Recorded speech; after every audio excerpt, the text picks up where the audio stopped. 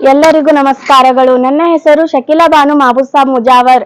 ನಾನು 9ನೇ ತರಗತಿಯಲ್ಲಿ ಓದುತ್ತಿದ್ದೇನೆ. ನಮ್ಮ ಶಾಲೆ ಹೆಸರು ಶ್ರೀ ಉಜ್ಜಯಿನಿ ಜಗದ್ಗುರು ಸಿದ್ದೇಶ್ವರ ಪ್ರೌಢಶಾಲೆ ವರೂರು. ಈ ಚಟುವಟಿಕೆಯಲ್ಲಿ ನಾನು ವಿದ್ಯುತ್ ಪ್ರವಾಹದ ಉಷ್ಣ ಪರಿಣಾಮದ ಬಗ್ಗೆ ತಿಳಿಸಿಕೊಡುತ್ತಿದ್ದೇನೆ.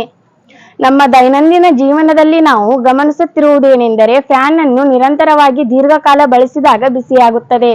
ಅಂದರೆ ವಿದ್ಯುತ್ ಮಂಡಲವು ಹೆಚ್ಚು ರೋಧಗಳನ್ನು ಹೊಂದಿದ್ದರೆ ಅಥವಾ ರೋಧಕಗಳನ್ನು ಶುಷ್ಕ ಕೋಶದೊಂದಿಗೆ ಸಂಪರ್ಕಿಸಿದಾಗ ಮಾತ್ರ ಆಕಾರದಿಂದ ಶಕ್ತಿಯು ನಿರಂತರವಾಗಿ ಉಷ್ಣದ ರೂಪದಲ್ಲಿ ವ್ಯಯಗೊಳ್ಳುತ್ತಿರುತ್ತದೆ. ಈ ವಿದ್ಯಮಾನಕ್ಕೆ ವಿದ್ಯುತ್ ಪ್ರವಾಹದ ಉಷ್ಣೋತ್ಪಾದನಾ ಪರಿಣಾಮ ಎನ್ನುವರು.